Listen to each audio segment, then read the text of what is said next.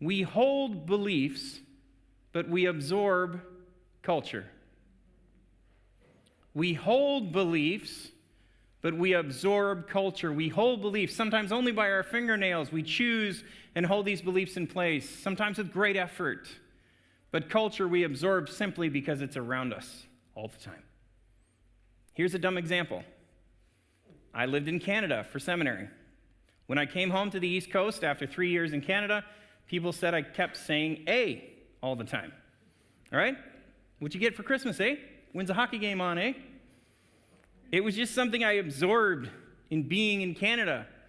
Yeah, along with absorbing a lot of maple syrup and great donuts.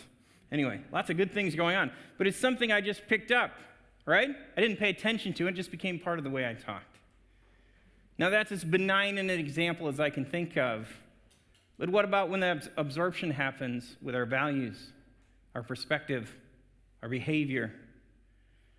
The culture we surround ourselves with is what we will eventually absorb unless we are very intentional. And that's our job as parents, to create an intentional culture of godliness in our homes. An intentional culture of godliness. Like the mezuzah in the doorway, we need to have the word and truths of God in every crevice of our lives. Every seam seeps with them. Too often in our culture, we see what Pastor Sean calls discipleship by device. Right? I thought that was so clever, I had to attribute it to him.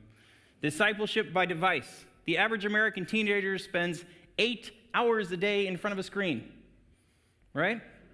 Now, I'm not going to say everything on the screen is bad. It's too easy to say that. Even Caillou has good things to say. If you don't know who that is, count yourself lucky. Do not Google Caillou. But if you've had kids in the last 10 years, you know who he is. However, the flood of media will eventually cause erosion. Not just the obvious bad stuff, which is there in abundance, but the viewpoints, the values, what you laugh at and what you don't, how sexuality and relationships work. That culture will absorb into us unless we protect ourselves and our homes and children.